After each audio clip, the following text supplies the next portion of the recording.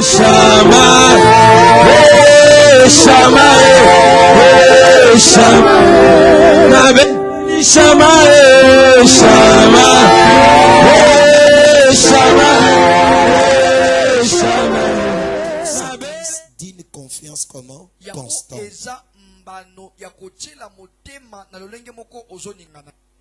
Il y a certaines phrases, je vais l'écrire, certaines je vais dicter.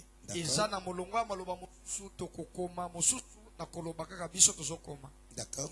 Amen. D'abord, tu commences par ceci. La vie chrétienne commence en recevant par l'acte volontaire et personnel d'invitation de Jésus-Christ comme Sauveur et Seigneur.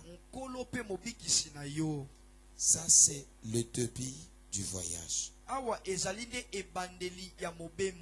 de la vie chrétienne. Je répète encore. La vie chrétienne commence en recevant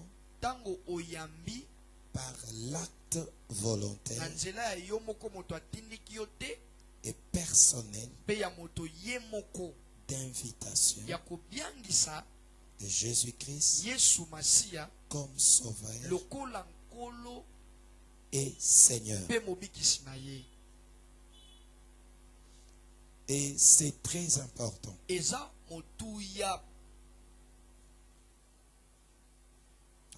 Il est vrai que la vie chrétienne commence par l'acte comment?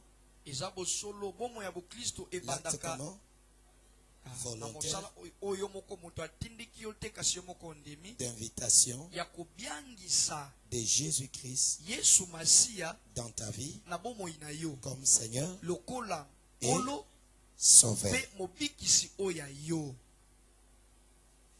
Maintenant, la croissance chrétienne, elle est la conséquence. D'accord? Amen. Elle est la conséquence d'une confiance constante. Quotidienne, ou chaque jour dans le Seigneur. Donc la croissance chrétienne, c'est cette confiance-là constante dans le Seigneur. Cette confiance-là, elle doit être comment? Constante. Qui ne bouge pas. Tu mets ta confiance au Seigneur chaque jour, même dans les épreuves, même dans la joie. Tu fais confiance au Seigneur. D'accord? Amen. Donc la croissance chrétienne n'est que quoi? La confiance constante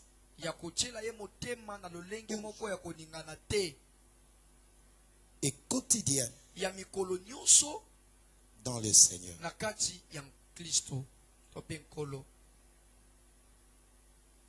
En effet, la Bible dit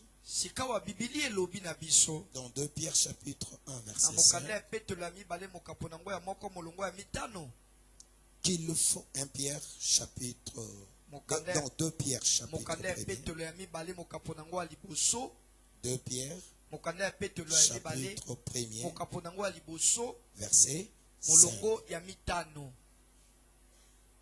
Il est écrit à la fois il faut ajouter la connaissance.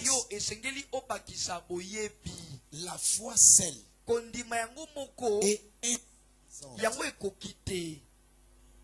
D'accord? Elle est comment? Insuffisante. C'est pour cela, à la fois, il faut ajouter la connaissance.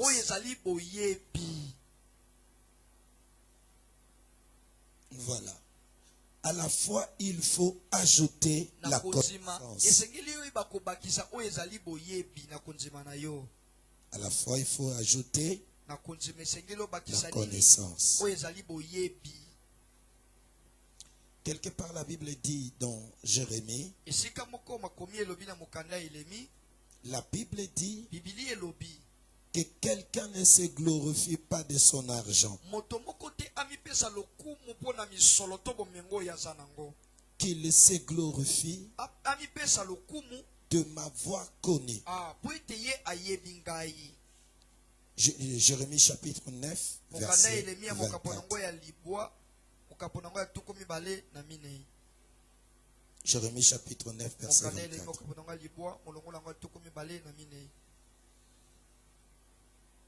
Commençons d'abord au verset 23. Jérémie 9, 23 à 24. Je lis au nom de Jésus. Amen. Ainsi parle l'Éternel, que les sages ne se glorifient pas de sa sagesse, que le fort ne se glorifie pas de sa force, que le riche ne se glorifie pas de sa richesse, mais que celui qui veut se glorifier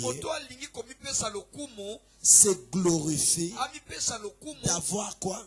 De l'intelligence et de me connaître. De me connaître, de savoir que je suis l'Éternel, qui exerce la bonté, le droit, la justice sur la terre. Car c'est à cela que je prends plaisir, dit l'Éternel.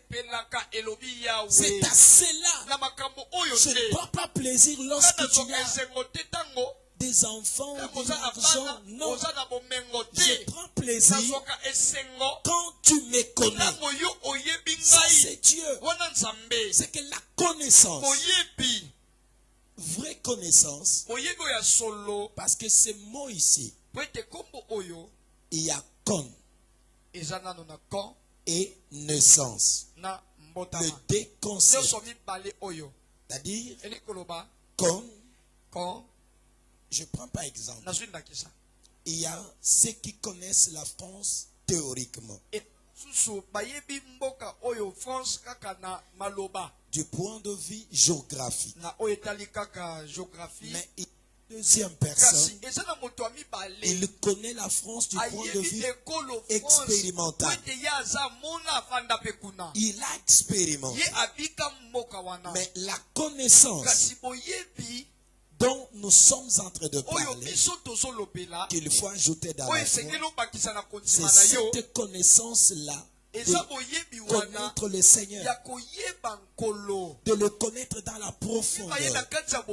La Bible dit la foi ne suffit pas, mais à cette foi-là, il faut ajouter la connaissance. Amen. Amen. Amen. Donc la foi, celle, elle est insuffisante. Pourquoi elle est insuffisante? Elle sera ballottée. Elle sera ballottée de toutes sortes d'enseignements ou doctrines. Selon Ephésiens 4, verset 14. Quelqu'un peut m'aider à la salle? Nous lisons rapidement.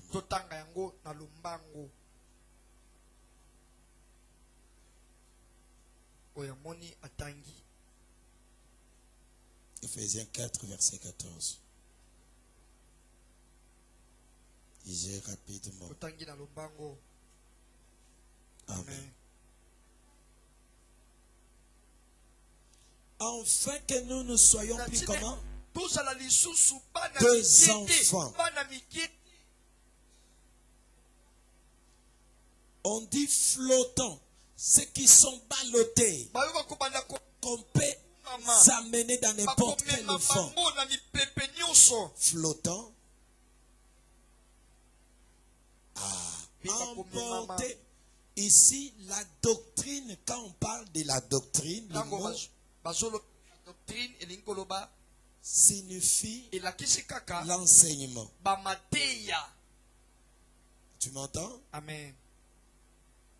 Quand on parle doctrine, c'est un mot qui vient de latin, qui signifie seulement enseignement.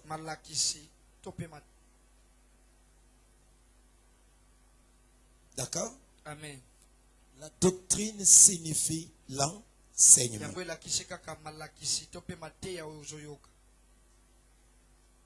On peut avancer.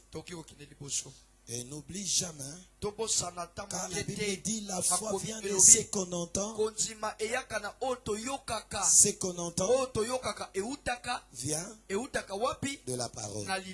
C'est que la foi, elle a comme source la parole de Dieu. C'est que celui qui n'écoute pas la parole, il n'a pas la foi. D'accord? Amen. Donc la source de la foi, c'est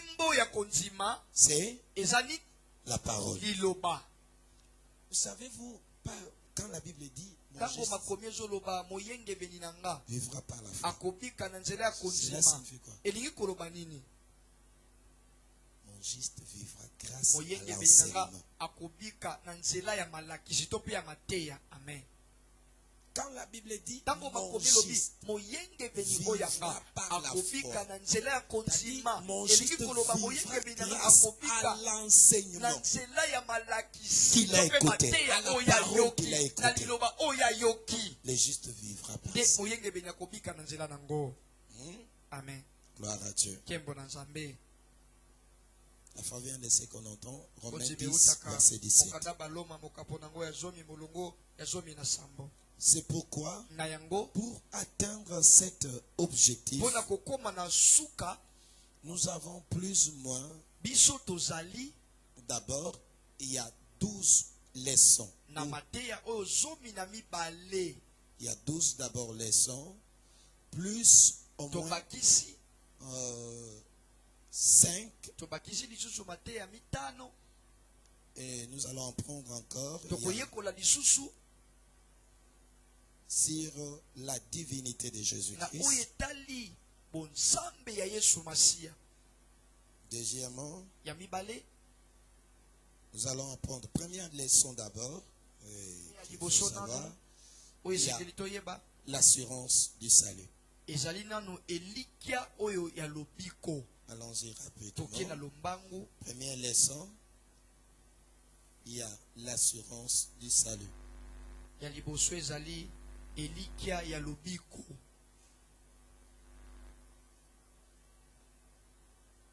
Assurance du salut. Deuxième leçon, le pardon.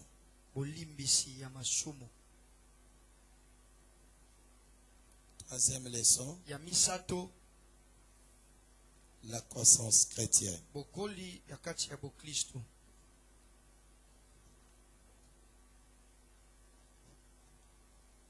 Merci. Première leçon, nous avons parlé assurance du salut.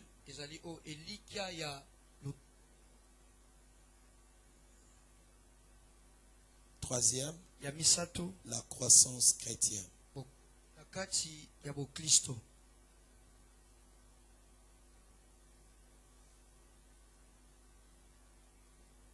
Quatrième, la prière. Cinquième, la méditation. Je vais te démontrer comment il faut méditer.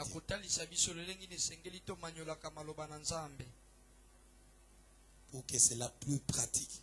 Tu vis vraiment.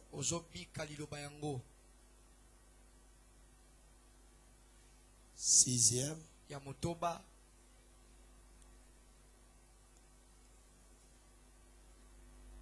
le Saint-Esprit.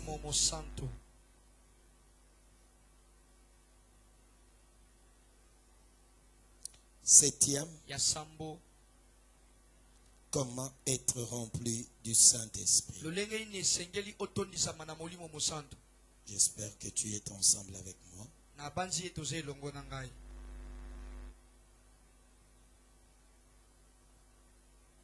comment être rempli du Saint-Esprit. 8e,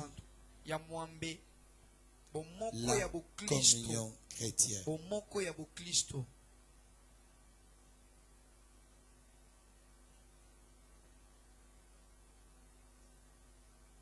9e,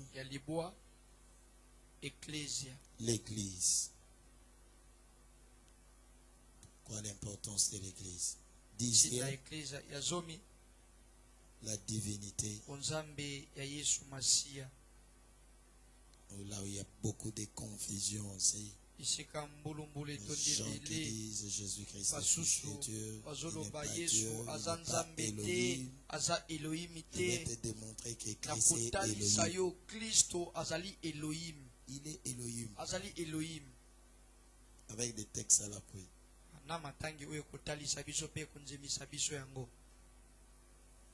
Onzième, la naissance et la vie de Jésus-Christ.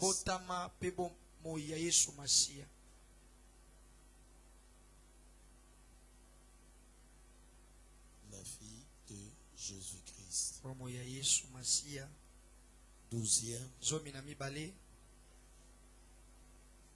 la mort et la résurrection de Jésus-Christ.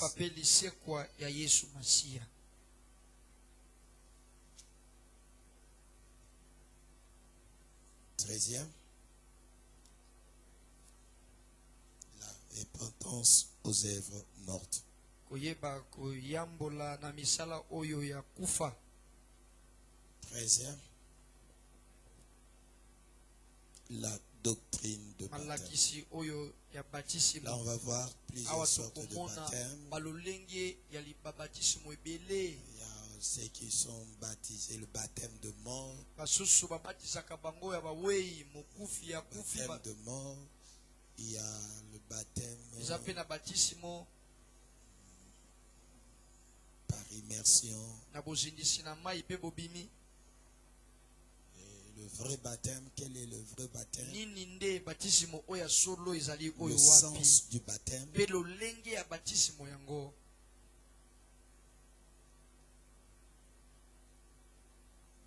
C'est d'abord un engagement d'une bonne conscience envers le Seigneur.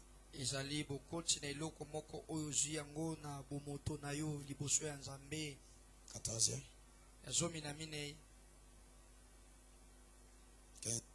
15e maintenant, les jugements derniers. Si je peux vous ajouter bonus, je parlerai aussi de l'enlèvement. Après, nous entrerons dans les leçons des disciples.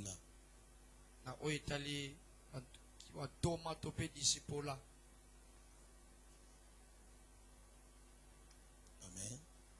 Là, c'est vers la fin que nous parlerons de ça.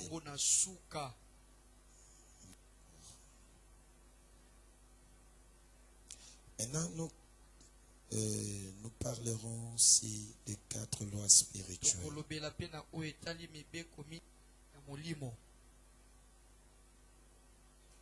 Mais qui est plus classé à ce qui concerne toujours, il y a l'assurance du salut, il y a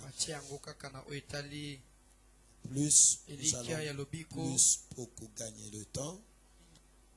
Nous commençons maintenant par ces mots. Pourquoi affermir? Pourquoi affermir? D'accord? Ces mots ici, selon les dictionnaires, cela signifie quoi? Affermir.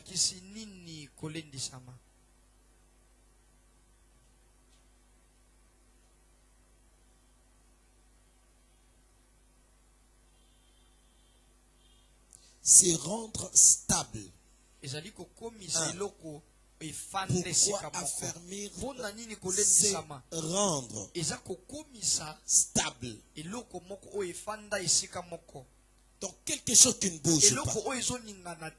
Affermir signifie rendre stable, rendre constant.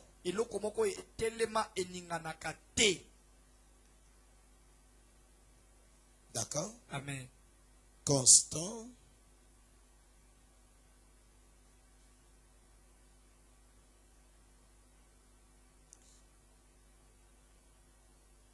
Rendre plus assuré.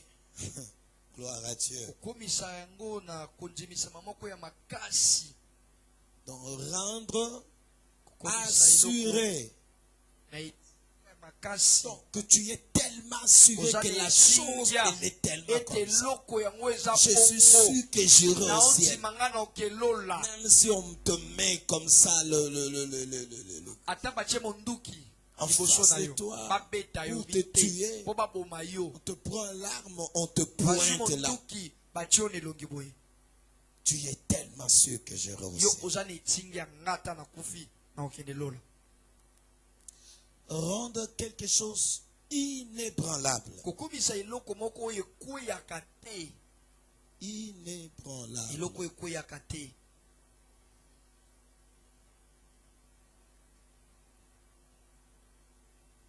Inébranlable.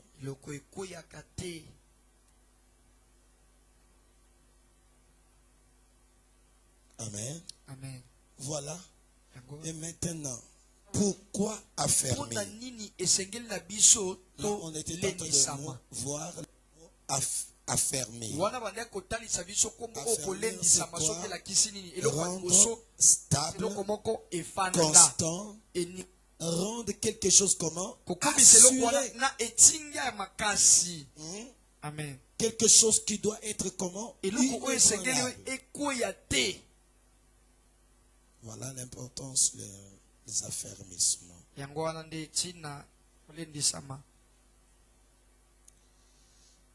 C'est aussi consolider la chose. Rendre la chose solide.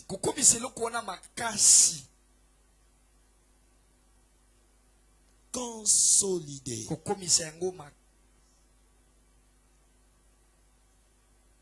Rendre la chose solide.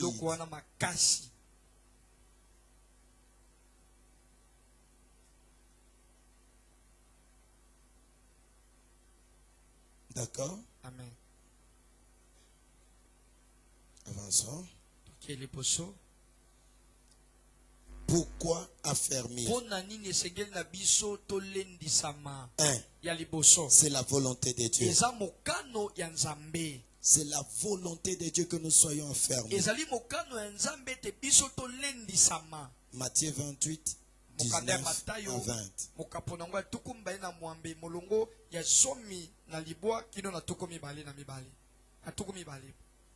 Matthieu 28, 19 à 20. Allez, faites des nations toutes mes disciples. Alléluia. Amen. Que quelqu'un lit pour moi. Matthieu 28.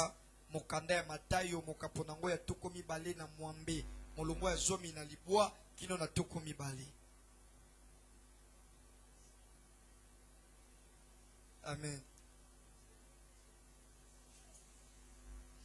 Des nations, mes disciples.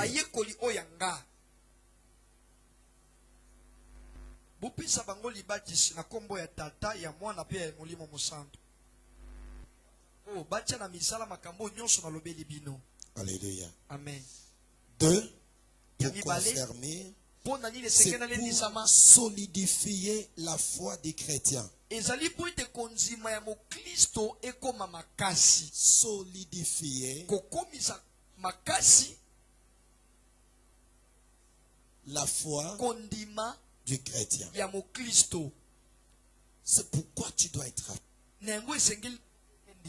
tu dois être affermi pour que ta foi soit comment?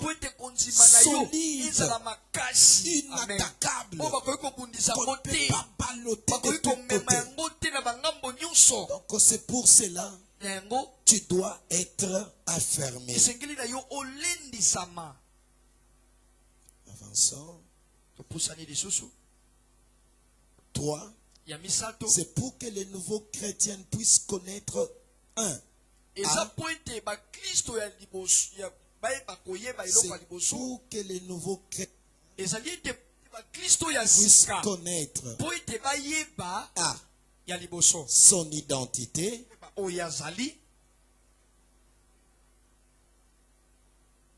B. Ses droits. Je peux demander à quelqu'un dans la salle. Quels sont tes droits? Quand tu viens devant le Seigneur,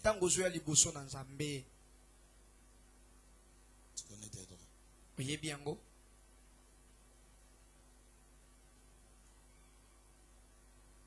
Tu connais tes droits. Plusieurs nous venons devant le Seigneur comme des mendiants. Des mendiants. Mais si nous venons comme des enfants,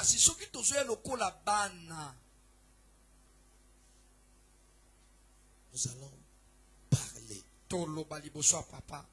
J'ai besoin de telles choses. Qu'est-ce qu'il va faire? Il va donner. As-tu déjà vu quelqu'un, l'enfant, qui demande à son père, et son père ne fait rien?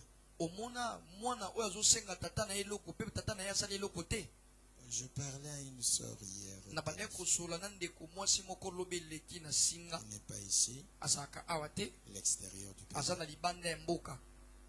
Je lui ai dit ceci. Si toi qui as un fils, il vient devant toi,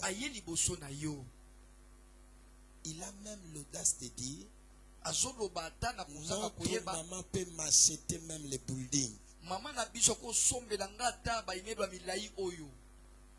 Qu'est-ce qui fait à cet enfant qui puisse parler? Parfois même tu n'as rien.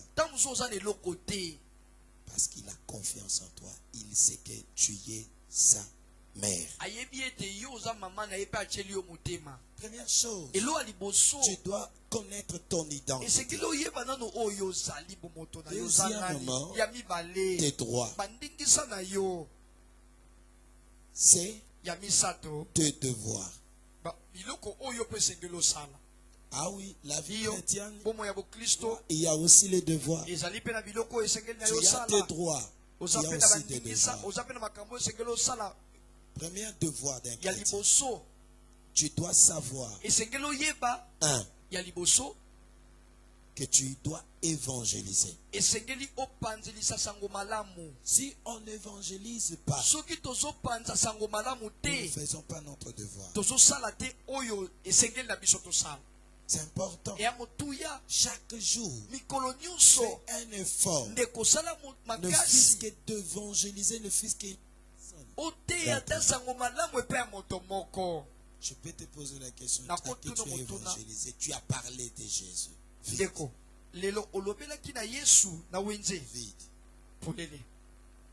Même là où tu travailles, parlez.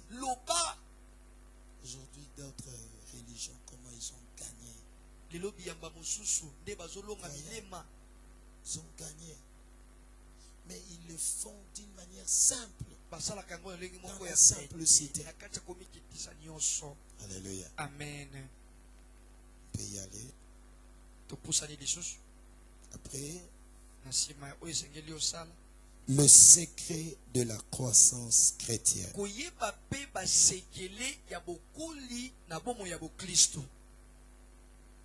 D'accord? Amen.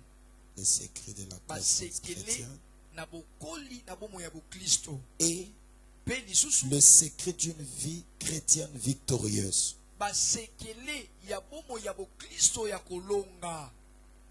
L'importance de l'église et de la communion chrétienne. Et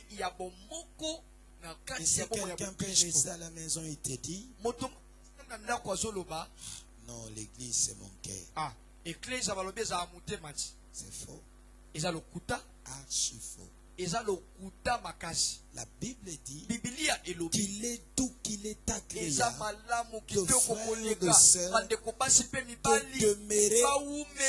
Remarquez, c'est là où les seigneurs déversent quoi? Est-ce que les bénédictions déversent ça dans le cœur? Non. Il le déverse là où il a. Ses enfants sont réunis. Amen. Amen. C'est important. Ça, ce sont des croyances diaboliques. De dire que non, l'église c'est mon cœur. C'est faux. Diabolique. B. L'importance de l'église et de l'amour dans la communion chrétienne. B. Comment affermir? Il faut commencer, terminer toujours par la prière. 2. Avoir ta Bible. Utiliser ta Bible. Le lire. Le méditer. Se nourrir de la parole. 3. Tu dois avoir un résumé à chaque méditation que tu fais.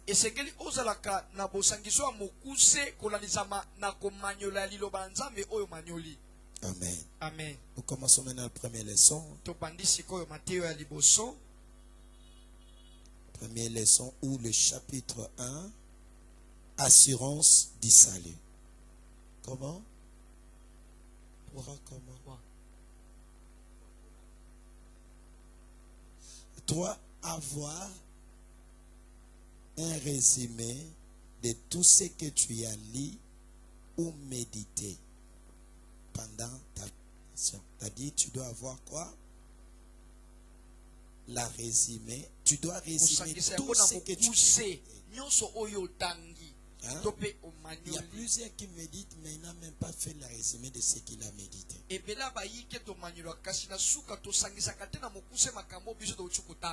Quelle est la révélation du jour que Dieu t'a révélé?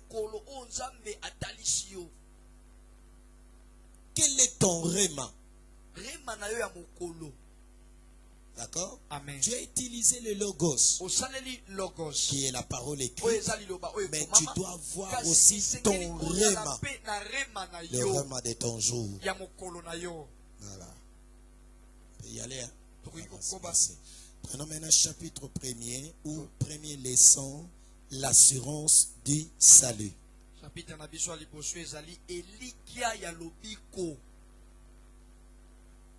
L'assurance du salut.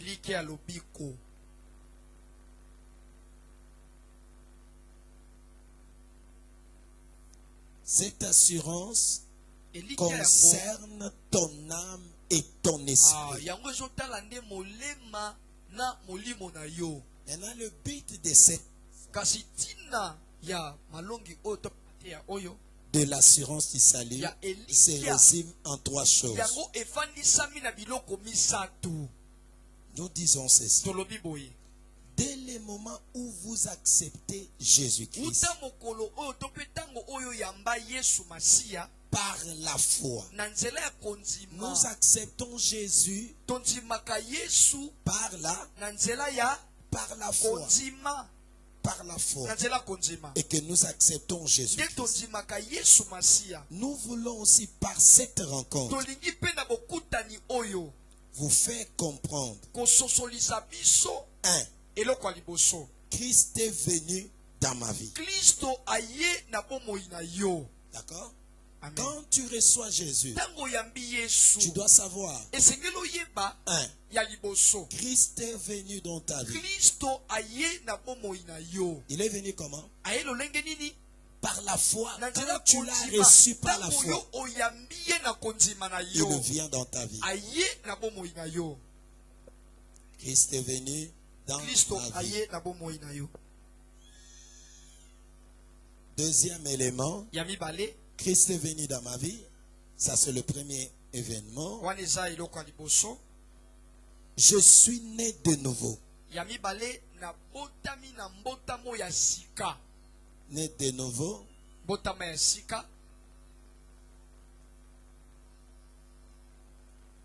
Je suis né de nouveau.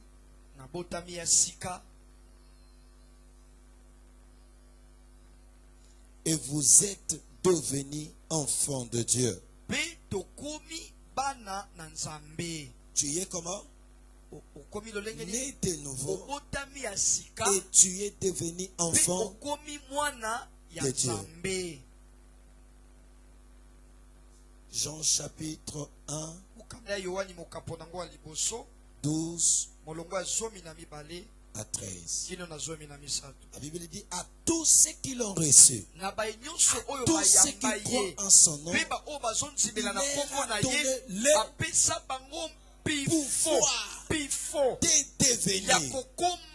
Oh, je déclare au nom de Jésus que maintenant, mon Dieu, tu as le pouvoir, tu as les capacités.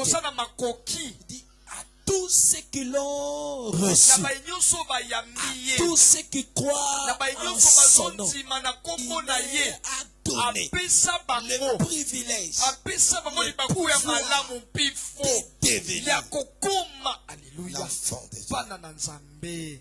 Amen. Vous savez, tout ce que tu reçois, tout ce que tu acceptes, tu le deviens. Amen. Tout ce que tu reçois et tout ce que tu crois, cela fait que tu deviens les choses. Alléluia. D'accord? Amen. Dis à tous ceux qui croient, à tous ceux qui l'ont reçu et qui croient, il leur a donné le pouvoir de devenir enfant de Dieu. Troisième élément, vous êtes sauvés et vous avez la vie éternelle.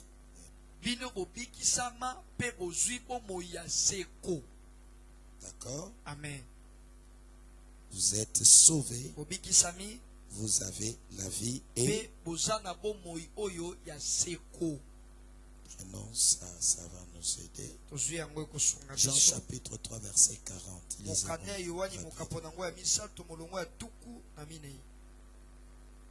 Jean 3 verset 40.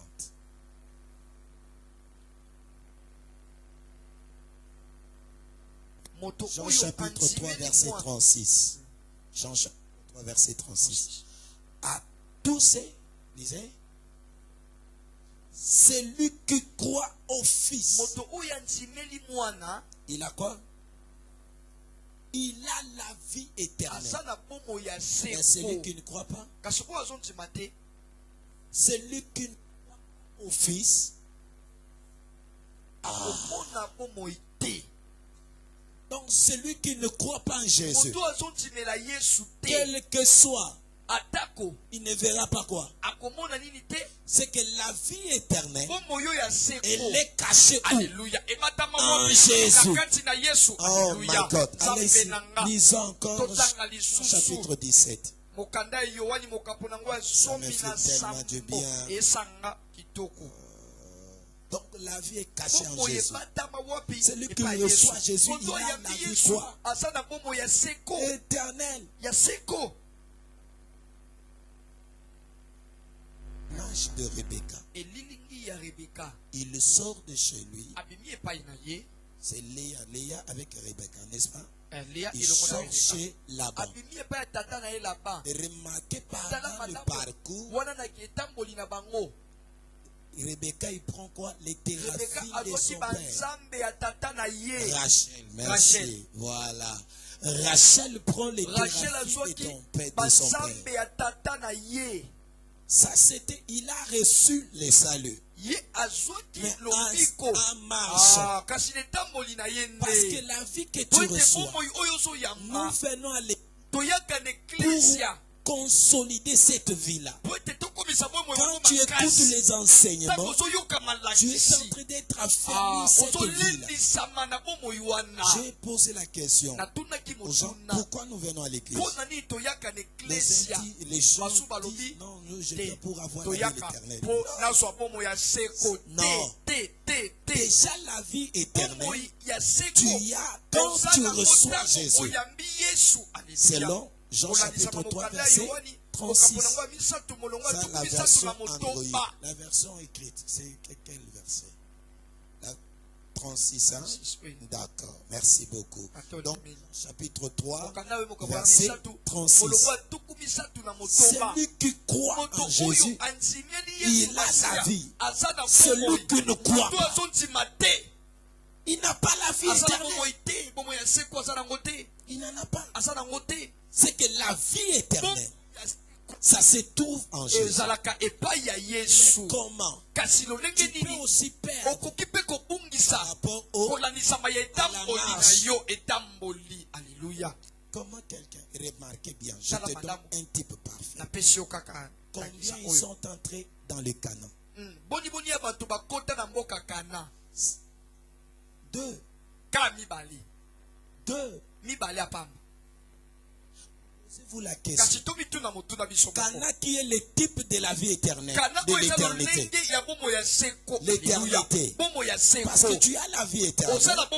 Mais ce que nous attendons, c'est l'éternité. Mais dans ce parcours-là, faites attention de ne pas perdre. Parce que dans leur marche, ils allaient vers Israël. Leur éternité, c'était le Canaan. Mais en allant, pourquoi ils ont passé 40 ans dans le désert? C'était pour qu'ils soient dépouillés de la mentalité pharaonique.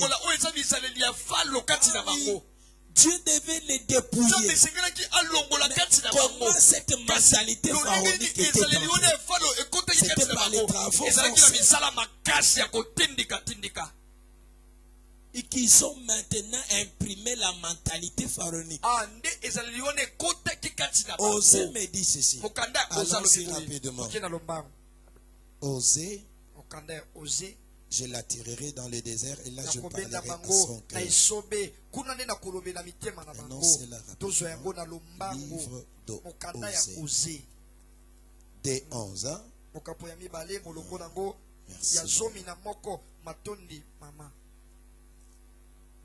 Des 11. Lisons ça.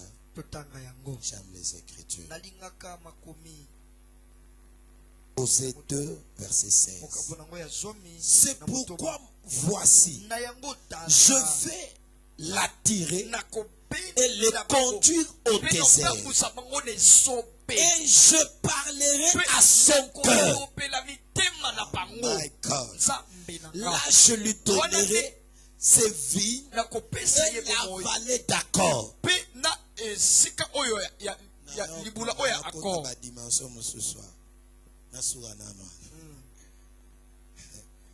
Il dit, je vais l'attirer où? Dans les déserts. Écoute-moi, le désert n'est pas diabolique. Ah oui. Souvent, quand quelqu'un traverse les déserts, il voit ça diabolique. Ici, la Bible dit, je vais l'attirer dans le désert. Là, je parlerai à son cœur. C'est qu'en Égypte, vous ne pouvez pas parler dans le cœur. Celui qui parlait dans le cœur, c'était Pharaon. C'était Pharaon qui parlait dans le cœur d'Israël. Il fallait que Dieu l'attire dans le désert pour qu'il parle à son cœur. C'est que quand je viens à l'église, c'est pour que Dieu parle à mon cœur. Quand je passe dans les temps difficiles, c'est un langage que Dieu me parle. Alléluia. Il dit Dieu parle tantôt d'une manière d'une autre, mais on n'y prend pas garde. Alléluia. Quand les déserts, non, c'est diabolique. Si je les conduirai dans le désert, là je parlerai à son. C'est la dimension de l'épouse. l'époux parle à son épouse ce cœur à cœur. C'est le cœur. Que le célibataire là, s'il n'y a pas de dimension de cœur. La dimension de tête. On est raisonnant. Raisonnaire.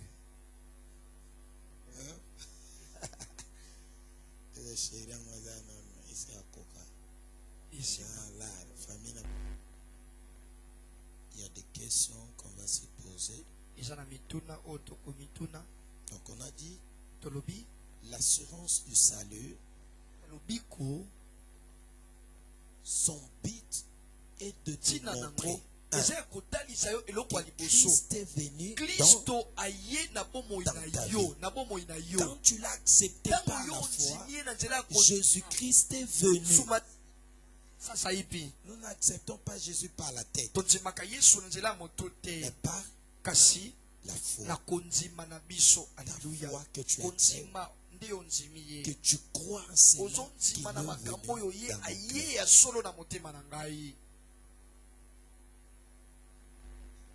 Je suis né de nouveau. Vous êtes devenu enfant de Dieu.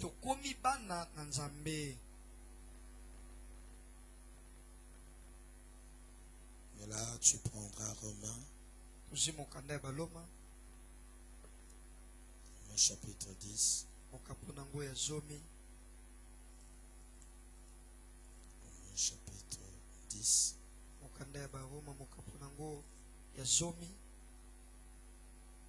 Le verset 8. Ah non, de préférence. Verset 9 à 10. La Bible dit: si tu confesses de ta bouche le Seigneur Jésus-Christ, et si tu crois dans ton cœur que Dieu l'a ressuscité de nous, tu seras sauvé. C'est en croyant du cœur qu'on parvient à la justice. C'est en confessant de la bouche qu'on parvient au salut. Selon qu'il est écrit, quiconque croit en lui ne sera point confus.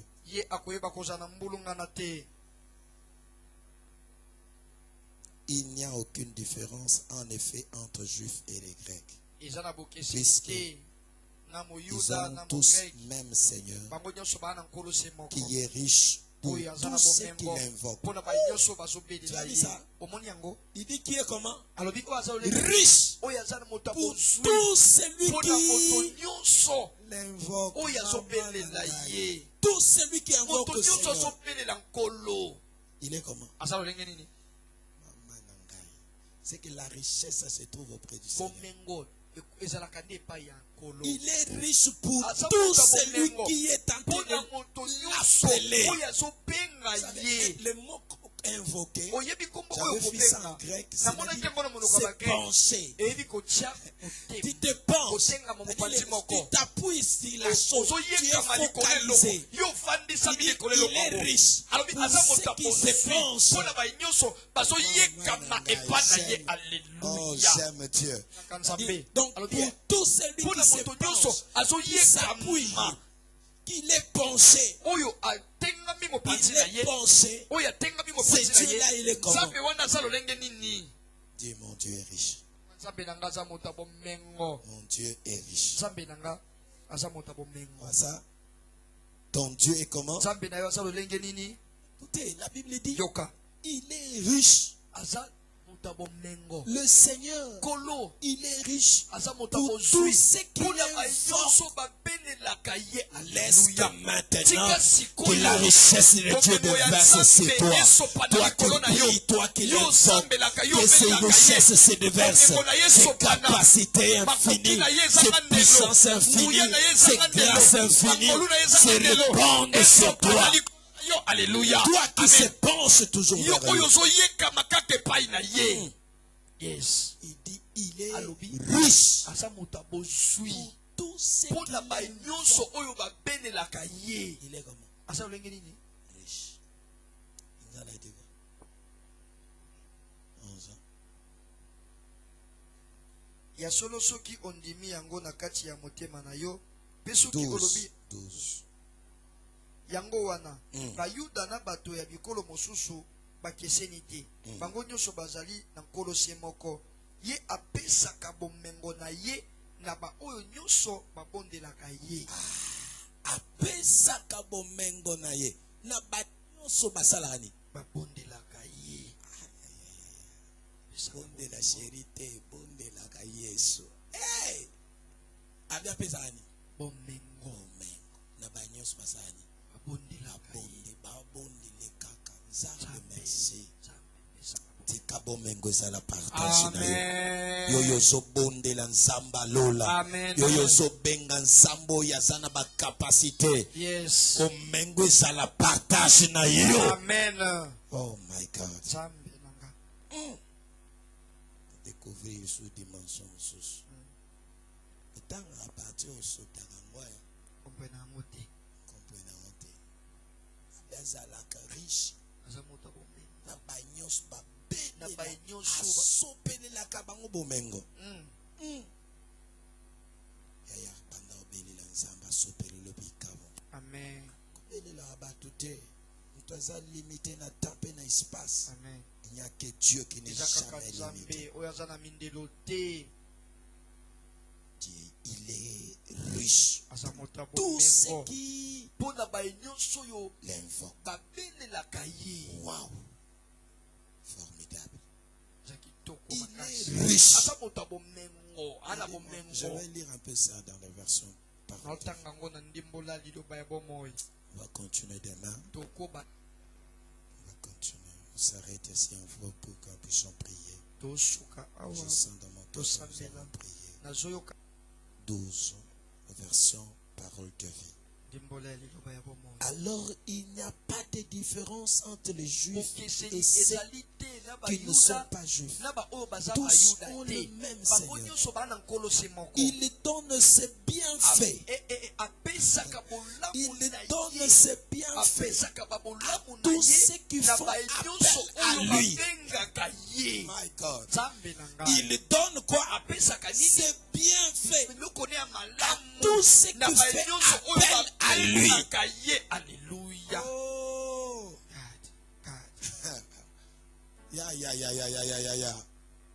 Il donne ses bienfaits.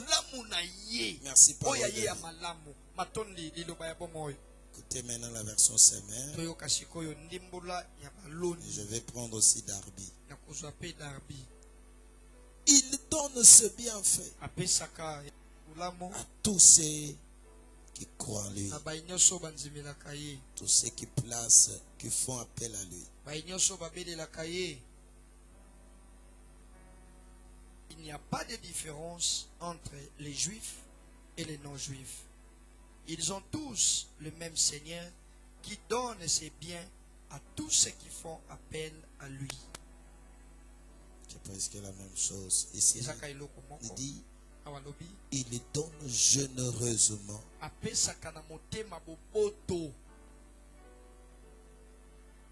donne généreusement.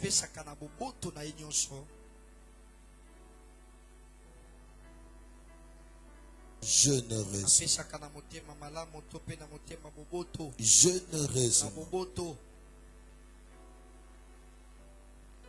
Merci Seigneur pour ce message. Je fais appel à toi ce soir.